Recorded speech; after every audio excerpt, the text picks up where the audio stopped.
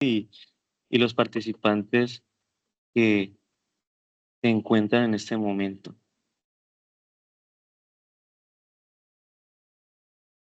También, por favor, me confirman si logran observar la pantalla compartida. Esperen un momento, todavía no estoy compartiendo y ya les digo cuándo.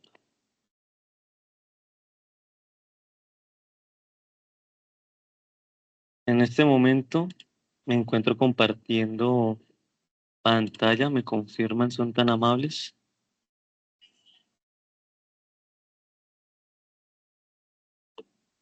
Ya sea bueno, esperemos a que cuando terminen de llenar el formato de asistencia me confirman por favor si estoy compartiendo.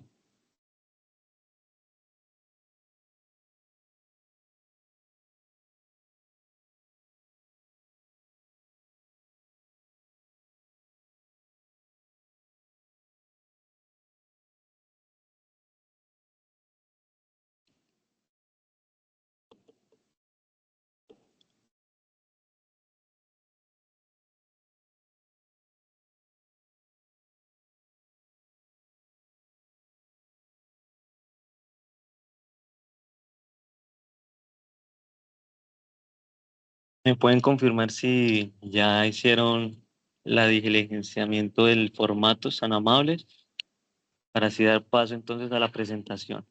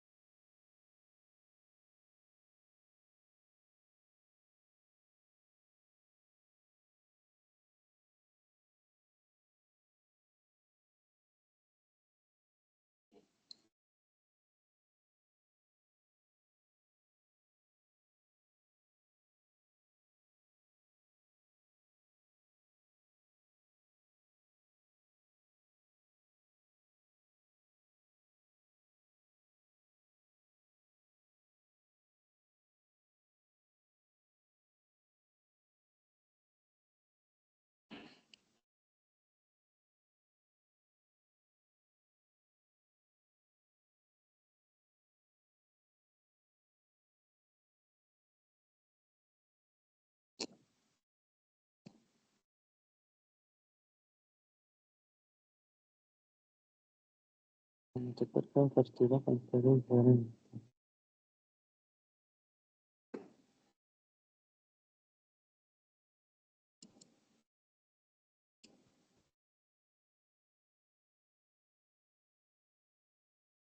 Listo, muchas gracias. Entonces, ahora sí me confirman cómo están observando la diapositiva. ¿Se la ven de completa o con el PowerPoint de herramientas?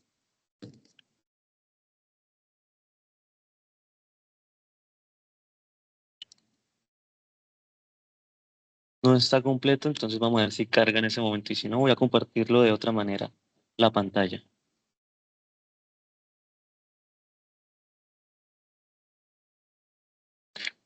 ¿Qué tal ahí? ¿Cómo se observa?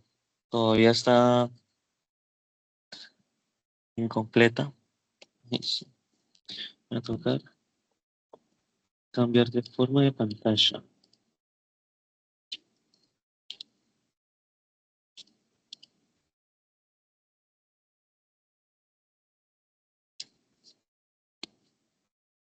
Vamos a hacerlo diferente. ¿Qué tal así? Ahora sí se ve completa, ¿cierto? Está bien.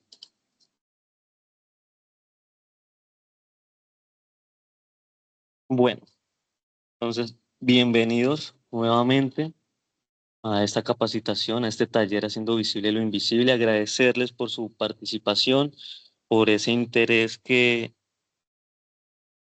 tienen y sienten al querer aprender un poco más sobre este tema de discapacidad que bien hemos sabido y bien estamos conociendo, ha tomado fuerza y está siendo referente en nuestro país y a nivel nacional como lo pudimos observar en los Juegos Paralímpicos París 2024, donde Colombia hace historia en sus medallerías, ya que demuestra que Colombia en el deporte es potencia y más en el paradeporte, demostrando que nosotros somos capaces y en, estamos en el top pues para poder seguir siendo buenos ejemplos en nuestra Latinoamérica.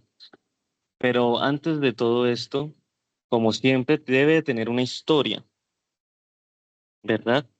Esa historia eh, nace en cuatro épocas, en cuatro fases importantes en la humanidad, en la cual hablamos la primera que es la época de la negación, donde hasta el siglo XVIII las personas con discapacidad eran rechazadas o incluso eliminadas por la sociedad. Eso es más que claro, lo hemos podido hasta evidenciar en una película muy reconocida, muy famosa que se llama 300, en donde se identifica que las personas aptas para la guerra son las personas convencionales que tienen todas sus capacidades físicas, intelectuales para poder participar en una guerra. En cambio, las personas con discapacidad o con malformaciones eran ejecutadas, eran excluidas y se decía que eran hasta poseídas. Sucede y pasa que sigue avanzando, la sociedad sigue creciendo y pasamos a una época de la reclusión. Ya las personas con discapacidad, pues bien, no son asesinadas, ¿verdad? Pero se les aparta de el día a día convencional. Entonces, una persona nacida con discapacidad, la gran mayoría de sus familiares lo que hacían era llevarlas a hospitales o orfanatos para asimismo, pues en cierta manera, deshacerse de esa persona para su atención, ya sabiendo que las discapacidades son diversas y pues en ese entonces lo que venía siendo la educación y la crianza para una persona con discapacidad era en cierta manera, un encarte. Sucede y pasa que en este tiempo, en este siglo XVII y XVIII años, eh, Ponce de León es un profesor. Él pone una escuela para sordos y empieza a conocer este mundo de la discapacidad con las personas auditivas, con la discapacidad auditiva. También se toma en la tarea Valentín Howie, otro docente también, que crea una escuela para niños ciegos, donde en esta escuela nace el padre del braille, que es Luis Braille. Entonces, aquí ya empezamos a ver una construcción histórica para la discapacidad muy importante que viene siendo la educación. Ya se empieza a entender que una persona con discapacidad es uno más y que también requiere de los mismos derechos y deberes que posee cualquier persona convencional. Luego aparece la época de la separación, entonces las personas se separan las personas con discapacidad se separan de la sociedad para proteger a la sociedad de ellos. Continuamos en ese proceso de llevarlos a hospitales, a orfanatos, ¿sí? Recluirlos en estos lugares para así mismo no tener una responsabilidad con estas personas.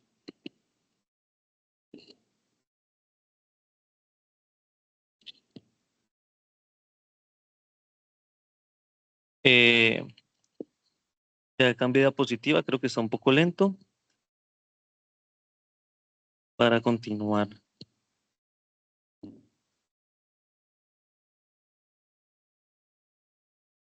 En el periodo de rehabilitación, que se llama este periodo que inicia en el siglo XX, no sé si ustedes lo estén observando, me confirman.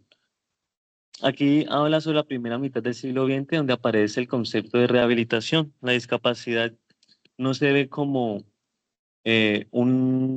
una dificultad, sino como una oportunidad de poder ofrecerle a estas personas rehabilitarse según su condición. ¿Sí? Este interés nace después de la Primera y Segunda Guerra Mundial, donde evidentemente hubo demasiados heridos, Estados Unidos y los países aliados eh, tuvieron una cantidad de soldados que terminaron la guerra con alguna discapacidad, tanto psicológica como física. Entonces, claro, imagínense, se llenan los hospitales, se llenan estos espacios tan importantes para la salud de una población, de una sociedad, y que de la nada se llenan los hospitales. Entonces, ¿qué hacemos con estas personas? ¿Qué hacemos para poderles ayudar y poder demostrar de que no deben de estar en un hospital toda su vida, no deben estar eh, recluidos o apartados de la sociedad? Aquí es donde nace el periodo de rehabilitación en el paradeporte. En el año 1944, eh, en el gobierno británico, el doctor Ludwig Goodman abrió un centro de lesiones en la médula espinal en el Hospital Stoke Mandeville de Gran Bretaña. Este es el padre, Ludwig Goodman, es el padre del paradeporte. Él en su hospital, como bien dice ahí, se encarga de atender a personas con lesión medular espinal. Entonces son todas aquellas personas que se encuentran en sillas de ruedas. Pero entonces él, al observar esto, que las personas en silla de ruedas hay muchos que simplemente tienen una amputación de la pierna, tienen inmovilidad de su miembro inferior, pero el tronco hacia arriba son personas totalmente funcionales. Entonces él empieza a preguntarse qué podemos hacer por ellos. Así es como nace eh, los primeros Juegos Olímpicos, que se puede llamar. Él hace unos pequeños juegos en su hospital en Stoke Mandeville, Gran Bretaña, donde eh, compiten en lanzamiento de jabalina, tiro con arco y atletismo. Esas son las tres primeras modalidades que se llevan a cabo como para deporte. Entonces él simplemente lo hace para motivar a esas personas con discapacidad que son capaces de realizar ya sea una actividad deportiva y recreativa, que para ese entonces era más que todo recreativo.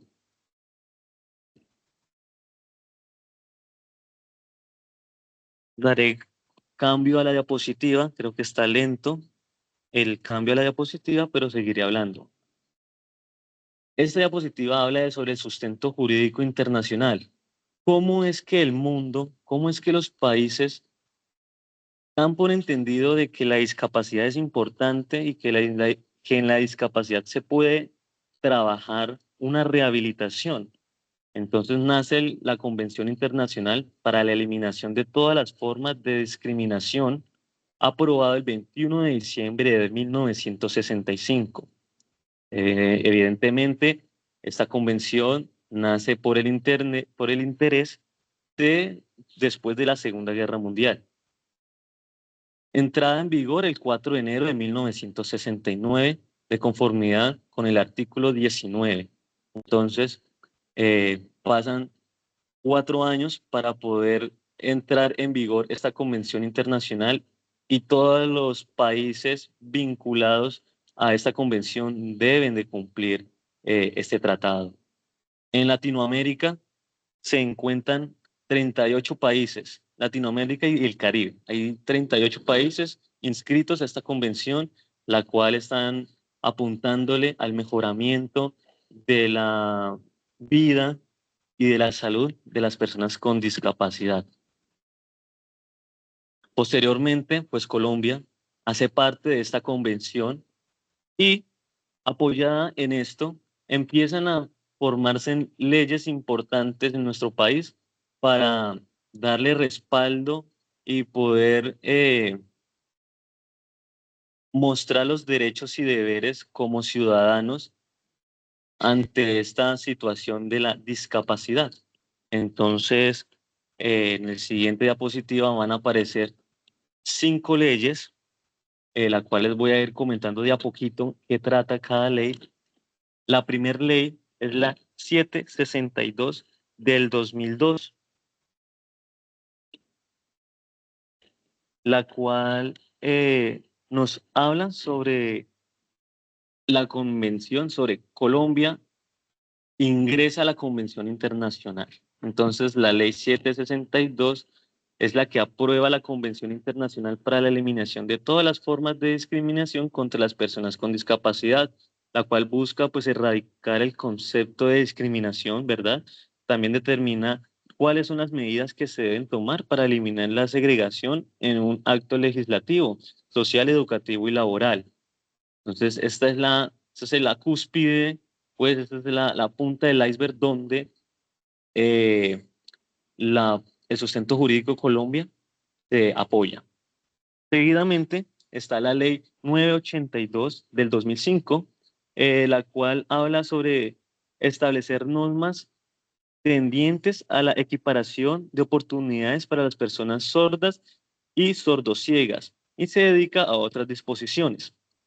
Entendamos que la discapacidad sorda, ellos se categorizan como otro tipo de lenguaje, ¿sí?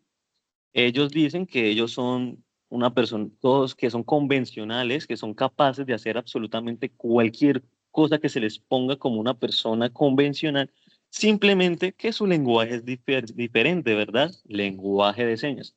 Entonces, Colombia saca la ley 982 enfocada simple y exclusivamente para estas personas, para estas discapacidades. Posteriormente sigue la ley 1145 del 2007 que dice, por medio de la cual se organiza el Sistema Nacional de Discapacidad y se dictan otras disposiciones. Entonces ya aquí la nación le ofrece a la comunidad, a nosotros como población, poder organizar un Sistema Nacional de Discapacidad, la cual pues empieza a agrupar la ley 982, la ley 762, ¿verdad? Para asimismo poder dar cumplimiento y asegurarnos de que se le estén cumpliendo los deberes y derechos a las personas con discapacidad. Posteriormente sigue la ley 1346 del 2007, que dice que por medio de la cual se prueba la Convención de las Personas con Discapacidad, adoptada por la Organización de las Naciones Unidas el 13 de diciembre del 2006. ¿Listo? Entonces, esta ley 1346 menciona que en la convención que se hizo de las Naciones Unidas el 13 de diciembre del 2006, también acoge estos criterios y estos propuestas organi- organizacionales que tiene esta convención para el cumplimiento de todos los beneficios que pueda tener una persona con discapacidad. Y por último, la ley 1618, que nos habla sobre, por la cual se establecen las disposiciones para garantizar el pleno ejercicio de los derechos de las personas con discapacidad. Entonces, del 2007. Entonces, aquí podemos observar que Colombia presenta 5 leyes importantes que protege y, y vela por estas personas con discapacidad para evitar lo que ya habíamos comentado anteriormente sobre la discriminación, sobre el rechazo y el alejamiento de las personas con discapacidad. Doy continuación a la diapositiva, creo que entonces sigue lenta el cambio de diapositiva. Aquí lo que les voy a hablar es un poco sobre el sustento jurídico, pero a nivel paradeportivo.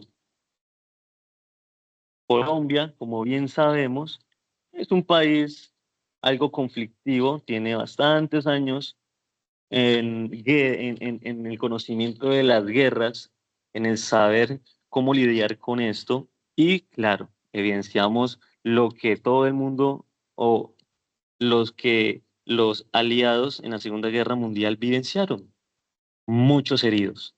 Entonces, Colombia, al observar esto y al identificar esto, dice, caramba, ¿qué vamos a hacer, verdad? Conocen la historia de que empiezan a nacer unos Juegos Paralímpicos. Entonces Colombia se pone la camiseta y se empieza a focalizar en estas personas con discapacidad para que desarrollen actividad física, recreación y deporte. Así es como nace la Ley 1946 de 2019, con la cual habla sobre el foco y la creación no es una creación, el foco de las federaciones que constituye la nación, Colombia. El Comité Paralímpico Colombiano lleva ya 23 años como Comité Paralímpico y ella se rige bajo las leyes mencionadas anteriormente, solo que la Ley 1946 es una modificación a la Ley 500 que también habla sobre las entidades públicas y privadas que rige eh, a los clubes y ligas en conformación a ya sea un deporte o una fundación. Y FECOLDE nace en el 2001, es la Federación Colombiana de Deporte Electrónico, que ahí es donde nace y conocemos todas esas aplicaciones y todos estos eventos promocionales y recreativos que se desarrollan, por ejemplo, el Betplay, apuestas virtuales, otro es el Baloto, otro ejemplo es los programas televisivos que muestran nuestros canales nacionales, ya sea El Desafío, ya sea Un Minuto para Ganar. Todos estos están bajo la Federación Colombiana de Deportes Electrónicos. Ahora bien, la siguiente diapositiva habla sobre cuáles son los encargados de cumplir la ley en el paradeporte, ¿verdad? Entonces, ¿quiénes son los que tienen que estar pendientes de que el paradeporte se esté cumpliendo? Entonces, hablamos sobre los institutos departamentales de deporte, como los INDER, y en nuestro caso en Florencia, no sé, ustedes se identificarán en sus regiones cuál es, pero en el caso de Florencia, Caquetá, es el Instituto Departamental de Cultura y Deporte. Este es el que se encarga de dar cumplimiento a el paradeporte a nivel departamental. Luego vienen las secretarías municipales de deporte. Entonces, en nuestro caso, es la Secretaría Municipal de Deporte, que también se llama así. Las universidades también están en esa obligación o en ese deber, más bien, no es una obligación, es un deber, poder desarrollar este tipo de actividades hacia el beneficio social. Y por último, las organizaciones privadas, como cuáles, clubes y ligas, ¿verdad?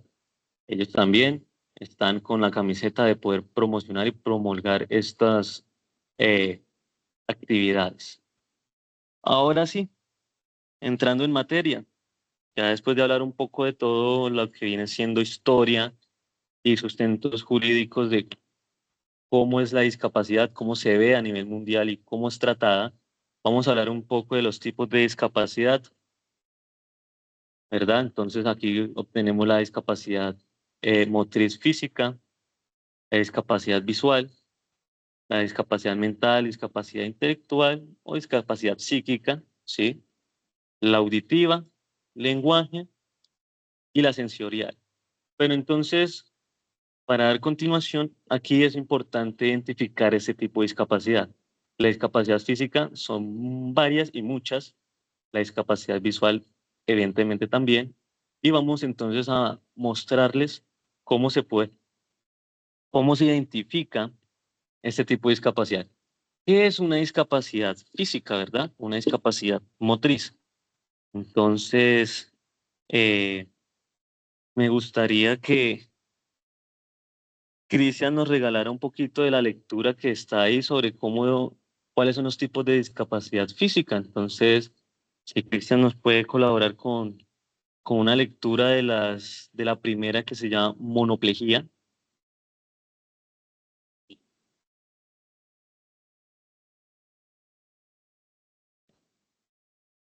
Hola, profe Natalia, que creo que Cristian se ha salido.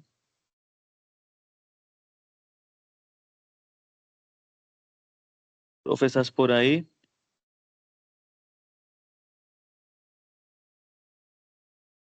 Bueno, continúo entonces. Estos son los tipos de discapacidad física. La primera es la monoplejía, la segunda es paraplegia, tercera tetraplegia y cuarta hemiplegia. Cada uno tiene su concepto de cómo se evidencia esta discapacidad. Entonces, la monoplejía es una parálisis de Hola, una única extremidad. Hola, profe. hola, es que los tengo como podcast, ¿no? O sea, no estoy viendo la pantalla. Vale, Es, no te preocupes. qué Listo, dale pena, que yo entonces los apoyo aquí, entonces no te preocupes.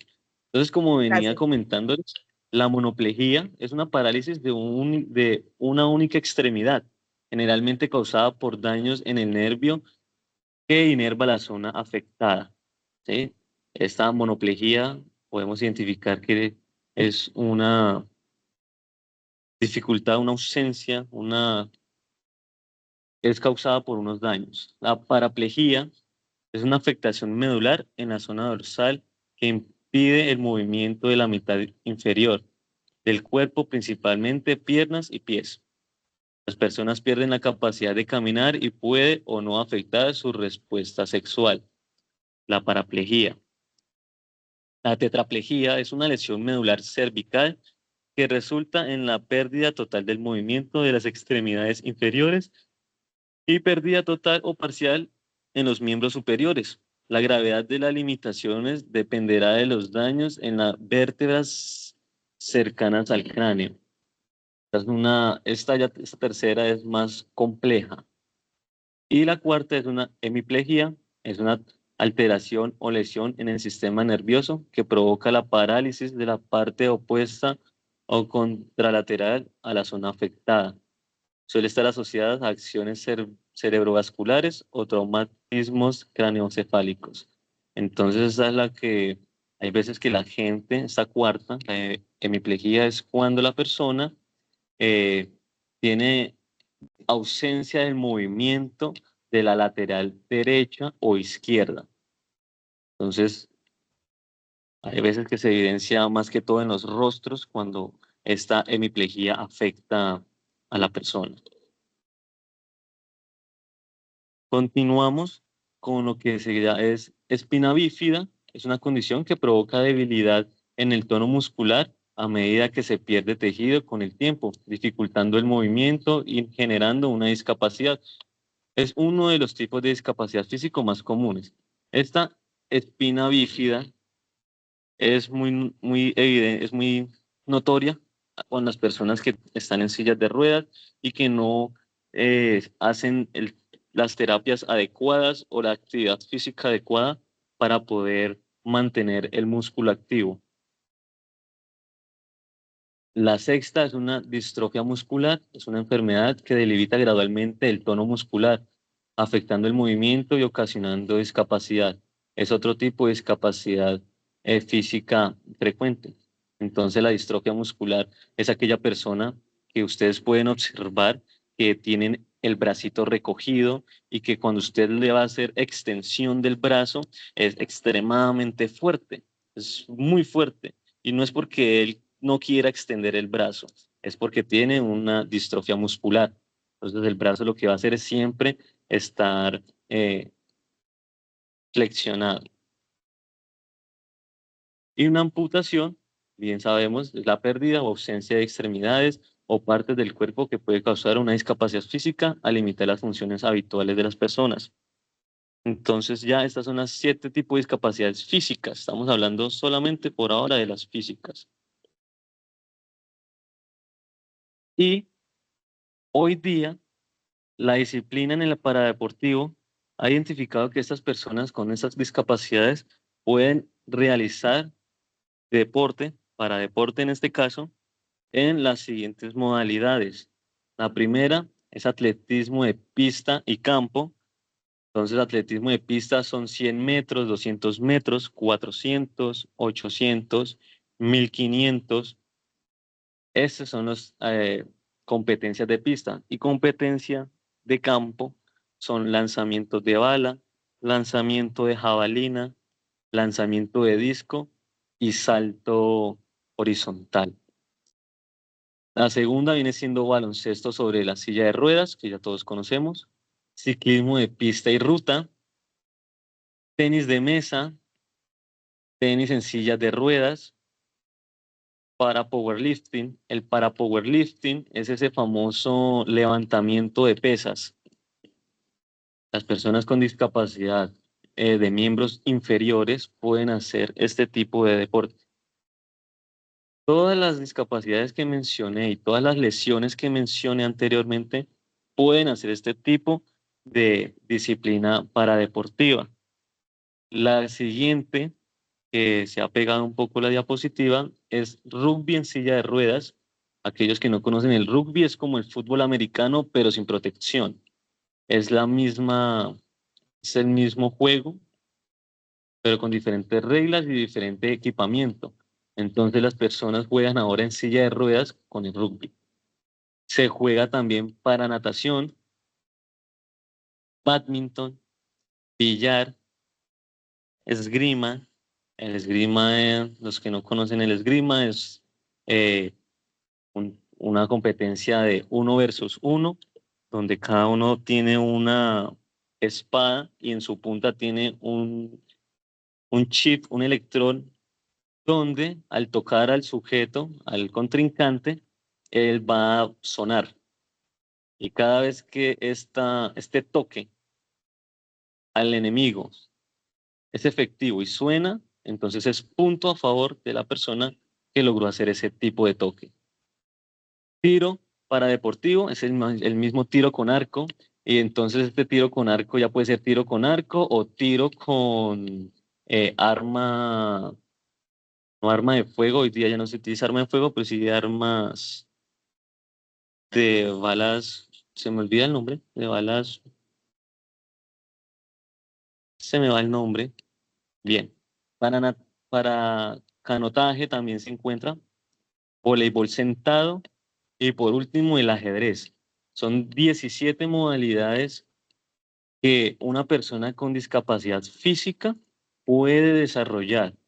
Entonces la intención o la idea es que cuando las personas empiecen a entrenar, se empieza siempre por lo básico. ¿Y cuál es el para deporte básico? Atletismo. Y después de atletismo se empieza a caracterizar a este deportista para poderlo ubicar en estas 17 modalidades deportivas. Ahora entramos con el tipo de discapacidad auditiva. En la auditiva podemos encontrar 4 tipos de lesiones a nivel del oído y se encuentra la primera, hipoacusia conductiva. Esta hipoacusia conductiva la causa, uno, el exceso de cera en los oídos, ¿sí? Ya sea también por mucho mugre en el oído. Entonces esto empieza a deteriorar la pared, la membrana del tímpano, y pues hay daños en él y empieza a haber una falta de, de, de esta, de, esta de este sensor tan importante que es la auditiva. La hipoacusia neurosensorial es ya más profunda, entonces esta es cuando ya la membrana del tímpano se rompe, cuando en la parte interna del oído lo que viene siendo el, el martillo también se puede lesionar, o las miofibrillas que se encuentran dentro del oído también empiezan a deteriorarse por estar utilizando los auriculares con mucho volumen o por estar en lugares con demasiada frecuencia auditiva, como ya sea un restaurante, perdón, una discoteca, ¿verdad? o algún evento o festival. Esto puede generar lesiones y pues empieza uno a tener este tipo de discapacidad. Hipoacusia mixta, entonces es las dos.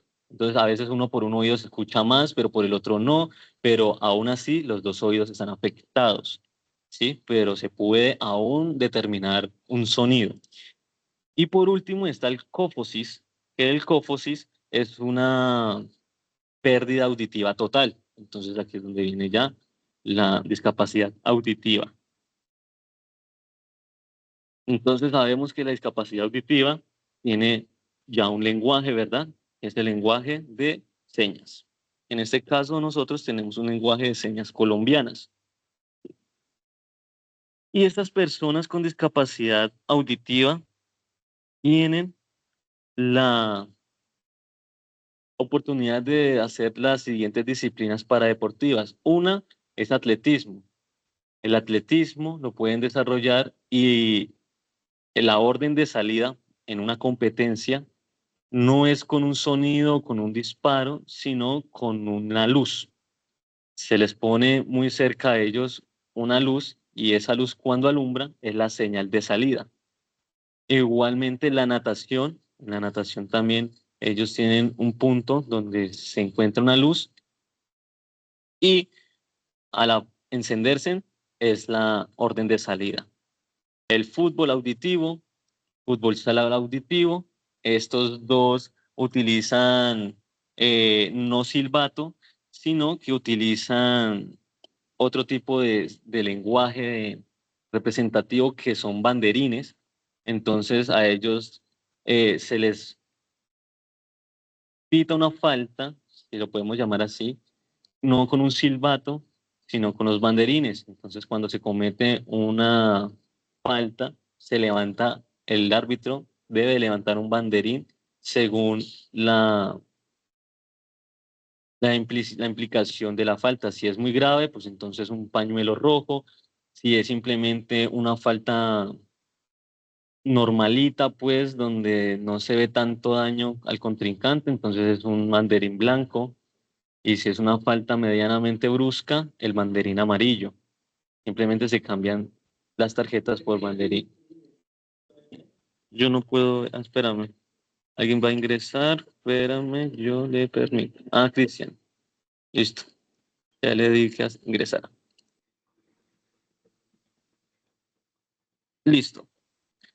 Continuamos con tenis de mesa y el bowling.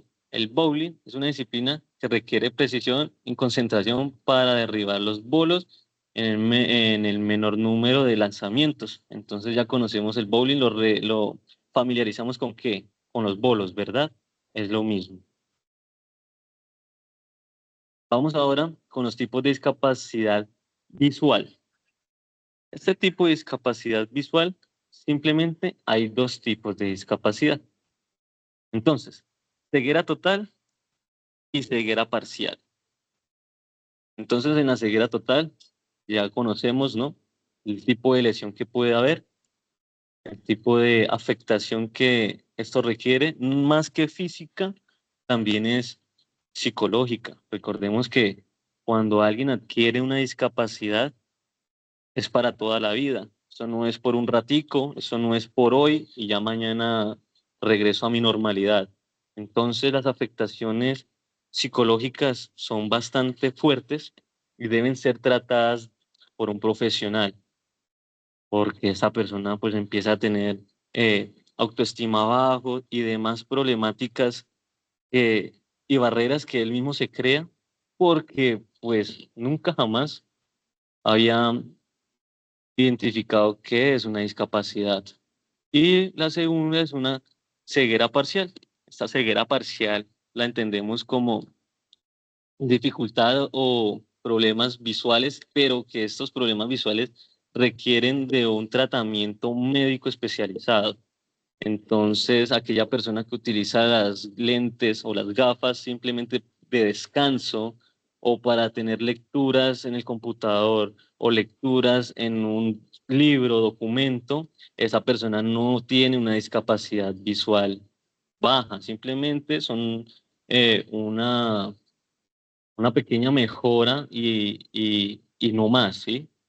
Tiene que estar certificado, tiene que mostrar y evidenciar de que su ojo y su retina y su pupila se encuentran afectados desde sus niveles nerviosos y pues poder decir que tiene este tipo de discapacidad.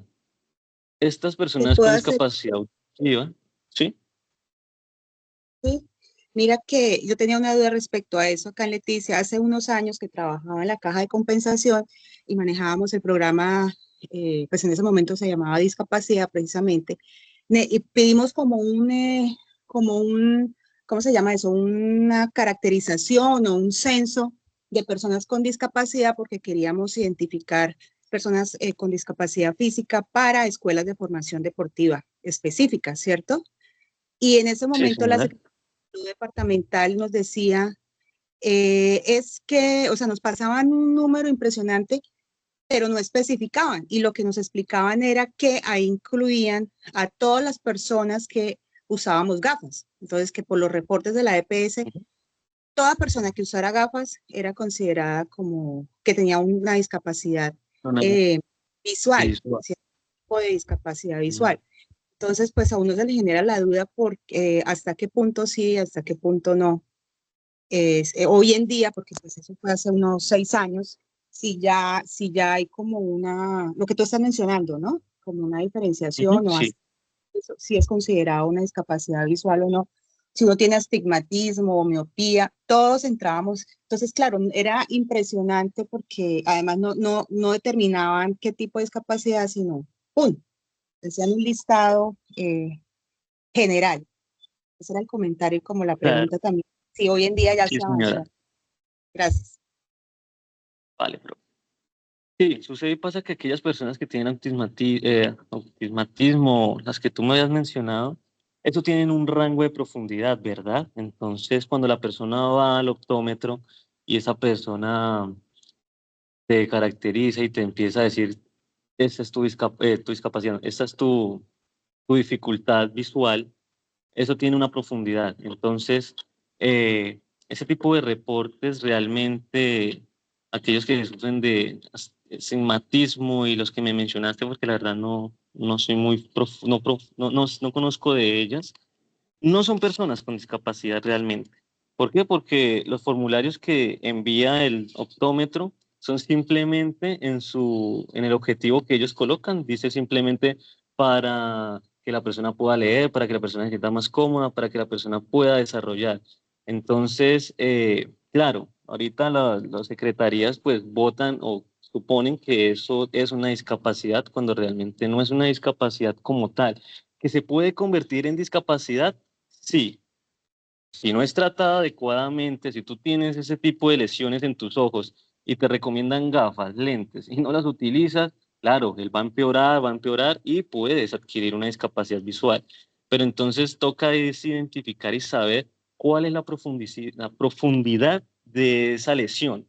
Entonces yo tengo lesión de autismatismo, me habías dicho, me quedó sonando esa, entonces toca identificar qué tan profunda es, si apenas está iniciando, en qué fase va, si realmente el lente que te están ofreciendo es simplemente para descanso o realmente es un lente para observar a gran distancia. Eh, y pues la gente también abusa un poco de eso, ¿no? Entonces la gente como dice, y como tampoco es que nosotros leamos mucho, nos entregan un documento del médico y simplemente me dicen llévelo a tal lado y yo lo llevo sin saber qué es lo que me está diciendo ahí, ¿verdad? Entonces la gente también abusa un poco y dice, ah, no, pues como yo tengo esto, yo lo llevo y lo presento como una discapacidad. Y recuerda que esas personas deben de tener un certificado de discapacidad. Entonces, toca hacer todo el proceso. Si esa persona dice que yo tengo discapacidad, demuéstramelo con un certificado. Ah, no lo tengo. Entonces empieza a hacer la gestión para poder tener ese certificado. Si no lo tienes, en cierta manera, ante la normativa, ante la ley, tú no tienes una discapacidad, ¿sí? Porque entonces tú cómo me lo vas a demostrar, no, que solamente porque utilizo gafas y llevo la fórmula y ya. No, eso no sirve, ¿sí? O sea, eso no significa que tengas una discapacidad. Que estás tratando una enfermedad, una lesión, sí, ¿va? Entonces toca tener muy en cuenta eso y aquellas personas que puedan demostrar que tienen una discapacidad, esas son las que toca categorizar y son las que hay que ponerle cuidado. Entonces toca es empezar a invitar a la gente y a todos pues a que cuando vayan a presentar, cuando se les solicite este tipo de documentación, que lo presenten completo. ¿Qué es completo? Pues historial clínico y su certificado de discapacidad. ¿Sí? Porque si solamente muestra el certificado, el historial clínico, y en el historial clínico dice simplemente que tiene esas lesiones que tú me dices y que son simplemente leves y que simplemente son, no, tienes que usar gafas y ya, eso no es una discapacidad. ¿Vale, profe? Gracias. Entonces, sí, señora. Estas personas con discapacidad visual tienen estas 8 disciplinas de paradeportivas. Entonces ellos pueden hacer paratletismo. En el paratletismo estas personas requieren de un guía. Entonces en las pistas les invito a que miremos ahora que pasaron los Juegos Paralímpicos París 2024, esos tipos de modalidades deportivas para que empecemos a ver lo impresionante que son estas personas. En el paratletismo se corren 2 personas, una evidentemente visual que puede observar y otra con la ausencia de, de este sensor. En el paracycling igualmente hacen ellos cicla y simplemente van tomados de un riel. Por eso les digo que los invito a que observen. En el judo también, porque como es un deporte de contacto donde las 2 personas deben estar sujetadas sí o sí, entonces es un deporte que ellos pueden simplemente cumplir y desarrollar, porque lo que requiere del judo es simplemente la técnica para poder derribar a mi contrincante. En el ajedrez también, eh, recordemos que cuando una persona adquiere una discapacidad y lleva mucho tiempo o tiene una discapacidad congénita, sus otros sensores y sus otros sensores se agudizan y son espectacularmente impresionantes. Esas personas se pueden ubicar de manera muy bien, aunque no se crea. Y ellos evidentemente identifican las posiciones de las fichas y pueden jugar ajedrez. Para natación igualmente, bowling, igual el bowling es eh, un juego de, ¿cómo llamarlo? Esto es como el béisbol, pero la pelota va sobre el suelo, ella tiene una cascabel y se debe golpear esa pelota con pues con un bate. El goalball es como el fútbol, ¿va? Pero el ball, a diferencia del fútbol 5, esto es un balón también que tiene un cascabel dentro, juegan 5 personas, el arco es mucho más amplio y el balón debe sí o sí ir sobre el suelo para que el balón suene con su cascabel y puedan evitar el desplazamiento del balón. La idea, el objetivo es hacer gol, anotar, pero por debajo, siempre el balón tiene que ir rodando, pues. Y en el fútbol 5 sí es totalmente discapacidad pues visual y la única diferencia es que los porteros en el fútbol 5 son los únicos personas convencionales. Ellos pueden ver, ellos pueden estar completamente físicamente, intelectualmente acordes y son los encargados de guiar a sus compañeros en el momento de jugar al fútbol. Cuando se va a cobrar un tiro penal, eh, uno de los directivos técnicos llevan una vara y empiezan a tocar los 4 palos que tiene la portería y eso es para ubicar al, al pateador que tiene ausencia de visión y pueda lanzar el penalti. Aquí ya entramos con la discapacidad intelectual, la discapacidad psíquica o la discapacidad cognitiva, ¿vale? Entonces, para poder identificar este tipo de discapacidades, hay 5 aspectos importantes. ¿Cómo puede identificar una discapacidad intelectual? Entonces, la inteligencia límite o capacidad intelectual límite es aquella que tiene un IQ. Sabemos que cuál es el IQ, ¿verdad? El IQ es la capacidad intelectual de una persona a la hora de desarrollar una actividad o ejecutar una actividad. Entonces, una persona que tenga una discapacidad intelectual límite es de 70 a 80 IQ. Entonces, uno dice, ¿cómo identifico esto? Hay que ir a nuestra EPS, a un hospital y nos hacemos este tipo de examen para conocer nuestro IQ. Una discapacidad, ya cada vez vamos a irnos profundizando, o sea, cada vez vamos a ir peor. Discapacidad intelectual ligera o discapacidad intelectual leve es de un IQ de 55 a 70. Entonces, la gran mayoría que empiezan a padecer un IQ de 60, de 69, entonces se encuentra como intelectual leve. Una discapacidad intelectual moderada es de 35 a 50 IQ y la discapacidad intelectual grave ya es de 20 a 35. ¿Sí? Y una discapacidad intelectual profunda que se evidencia y que se han identificado, son pocos, pero que los hay, es de un IQ de 20. Estas son las puntuaciones que se dan a aquellas personas que tengan una discapacidad. Entonces, un ejemplo, si nos empiezan a preguntar de cuáles son las discapacidades intelectuales y nos aparecen estos rangos, ya sabemos que es una discapacidad intelectual y ya conocemos e identificamos sus profundidades, ¿verdad? El síndrome de Down es una discapacidad intelectual y ella se ubica en una discapacidad intelectual ligera o discapacidad intelectual leve, ¿va? De 55 a 70 IQ. Eh, Entendiendo también que eso es una situación genética, ¿verdad? Entonces, se categorizan ellos en este rango. Aquí vamos a hablar un poquito ya no de las modalidades deportivas, sino como los tipos de llamémoslo así, enfermedades que son categorizadas según estas IQ, según estos rangos. Entonces está el autismo, está el síndrome de Asperger, síndrome de Rett, síndrome de Heller y trastorno generalizado del desarrollo no especificado.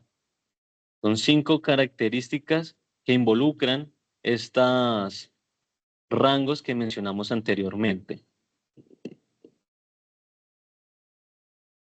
Y ellos, la discapacidad intelectual, tiene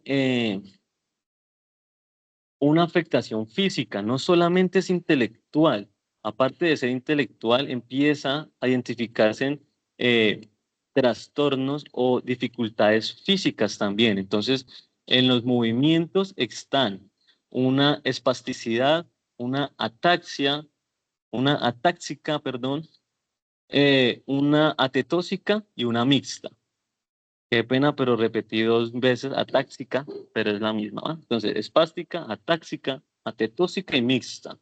Y ahí podemos identificar cuáles son las limitaciones que presenta cada una. Una persona con discapacidad intelectual y que tenga un IQ bastante moderado, tiene a la gran mayoría una discapacidad espástica. Entonces, es el tipo más común, se caracteriza por músculos tensos y rígidos, reflejos exagerados y dificultades para controlar los movimientos. No sé si ustedes hayan tenido la oportunidad de toparse con una persona de estas características, pero entonces son personas que usted los mira y siempre están muy duros, usted los mira como a toda hora apretando los brazos, los dedos, eh, ellos no logran mantener la mirada fija, siempre están moviendo los ojitos o la cabeza, no pueden sostener el movimiento porque les cuesta por su discapacidad. La atáxica se caracteriza por problemas de equilibrio y coordinación, movimientos descoordinados y dificultad para caminar. Entonces, esto se evidencia mucho cuando ustedes miran a los niños que no pueden caminar de manera recta, si no sé si ustedes hayan topado con este tipo, que hayan identificado de pronto en sus memorias haber visto a un chico o a una persona, o un adulto también puede ser. La atetóxica se caracteriza por movimientos lentos, involuntarios y de torsión, especialmente en las manos y en los pies. Estas personas se evidencia que físicamente son un poquito, ¿cómo decirlo? Como recogidos torciditos, no son rectos, usted trata de ponerlos rectos y ellos, antes al peor, se encogen, se mueven y esa postura siempre la van a obtener, nunca se va a poder, o sea, es muy complicado que se pueda mejorar. Lo que se puede hacer es una actividad física, un fortalecimiento muscular para que pueda soportar esa postura, ¿sí? Porque recuerden que si nosotros nos cansamos estando sentados, imagínense en ellos en ese tipo de postura, de posición, todo el día, toda la vida. Entonces, por eso hay que estarlos fortaleciendo. Y la mixta es una combinada de características de dos o más tipos de parálisis cerebral. Entonces recuerden que por tener una discapacidad visual, nadie está exento de adquirir una discapacidad física. Si yo tengo una discapacidad física, yo no soy exento de adquirir una discapacidad intelectual, ya sea por vejez, ya sea por un accidente, ya sea por consumo de drogas o alcohol adulterados, ¿verdad? Que me puedan eh, lastimar mis nervios sensoriales a nivel medular y cerebral y podemos adquirir la discapacidad. Y aquí vamos a hablar un poco, ahora sí, por los daños cerebrales. Imagínense, una persona intelectual tiene más características, más dificultades que las anteriores. No quiere decir que sea la más importante, pero sí se puede identificar que es mucho más compleja, mucho más difícil de poder tratar, de poder educar, de poder convivir, de poder enseñar el día a día de una persona con discapacidad intelectual. En los daños cerebrales, ellos presentan posiblemente una monoplejía, afecta a una sola extremidad, entonces a veces tienen parálisis cerebral por una lateralidad. Diplejía afecta principalmente a las piernas, con mayor debilidad en las piernas que en los brazos, entonces afecta a miembros inferiores. Hemiplejía afecta a un lado del cuerpo, brazo y pierna. Entonces aquí estas personas se ve que el cuerpo es más caído por un lado, levantan para caminar, levantan mucho menos la lateralidad que está afectada, entonces arrastran el zapato, ¿sí? Tetraplegia o cuadriplejía es que afecta a las cuatro extremidades y al tronco. Entonces ya imaginarán cuál podrá ser esta, ¿no? Sus dificultades. Aquí podemos ver eh, las modalidades paradeportivas que puede desarrollar una persona con discapacidad intelectual. Aquí podemos ver a un joven con discapacidad intelectual. Podemos observar lo que mencionamos anteriormente. Su brazo izquierdo que está sobre la pierna está con los puños cerrados y no es porque él quiera tener el puño cerrado, sino porque su discapacidad, ¿sí? Se lo, se lo se lo propone de esa manera y siempre está ahí. Él es un niño que toca ayudarlo a sentar, toca ayudarlo a levantar, a llevar al baño, no tiene movilidad en las piernas. Podemos ver que él es delgado y no porque no coma o no tenga buen apetito, sino porque su discapacidad tiene un gasto calórico demasiado alto. Entonces él siempre, a veces está un poquito, él siempre va a estar moviéndose, va a estar moviendo la cabeza, le va a costar sostener la cabeza por un lado porque el cuerpo se le va. Estar sentado nomás ya es un gasto calórico bastante fuerte para él, aunque no creamos. Entonces son personas bastante delgadas. Entonces aquí podemos observar que ellos pueden realizar atletismo, quizás no 200, 400 metros, pero sí un atletismo adaptado a su discapacidad, a su rango de movilidad, para que puedan también disfrutar de un deporte. Para cycling, ellos también, sus ciclas son modificadas, no es cualquier cicla. Sí, por eso vuelvo y les reitero, les invito a que observen los Juegos Paralímpicos, porque todas estas modalidades que les estoy mencionando se vivieron en este evento tan importante. Tenis de mesa, aunque no lo crean, tenis de mesa pueden jugar. Atletismo con triciclo, ¿sí? Natación, aunque no lo crean, pueden ellos hacer natación y fútbol 7. Recuerden que estas discapacidades, algunas son más profundas y otras son más leves. Entonces, aquellos que son más leves pueden desarrollar de pronto atletismo, pueden desarrollar de pronto natación, ¿verdad? Porque podemos observar que este nene para hacer natación, pues es como complicado. Quizás lo pueda hacer, pero nos va a llevar mucho tiempo poderlo adaptar a este deporte. Entonces, más bien, de ponerlo a natación, pues más bien yo lo pongo a hacer tenis de mesa, ¿sí? O boccia, que son los últimos tres deportes para personas con parálisis cerebral en silla de ruedas. Entonces, como en el caso de este nene, puede hacer boccia, slalom, que también es otro tipo de lanzamientos. El boccia, para los que no conocen el boccia, es como jugar este tipo de moneditas que uno lanzaba contra la pared y que la monedita que estuviera más cerca del otro ganaba, por el estilo. Ellos deben de lanzar una bola y a unos 5 metros de distancia se encuentra una bola de color blanco y un equipo es color azul y el equipo contrincante ese equipo es el color rojo. La intención es que el equipo color azul lance su pelota y llegue y se acerque lo más posible a la pelota blanca. Y entonces los lanzamientos que se efectúan y estén más cerca a la pelota blanca, pues se van a llevar los puntos y son los ganadores. Los que lancen la pelota roja o la azul y quedan muy lejos, pues ya sabemos que no van a obtener los puntos.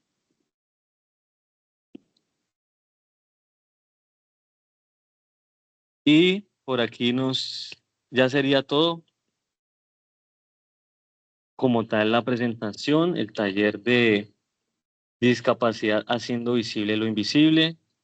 No sé si tengan alguna pregunta, duda, algún interés de pronto que querrán saber para profundizar en el tema o les quedó de pronto faltando un poquito de alguna discapacidad, de alguna ley o de pronto ustedes digan algún caso que tengan o que sientan que están viviendo en su familia o en sus amistades, en su entorno y podamos nosotros acá desde acá poderle dar solución.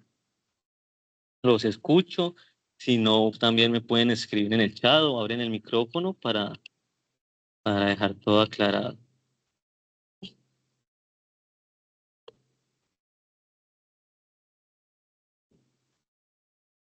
Hola, pues en realidad, muchas gracias por la información. Siempre es importante estar como atentos a actualizarnos, ¿no? Porque a veces podemos ser, no sé si la palabra sea ignorantes, y lo digo en qué sentido, en que constantemente el país y el mundo va avanzando en este tipo de temas y cometemos errores al referirnos a las personas que tengan alguna.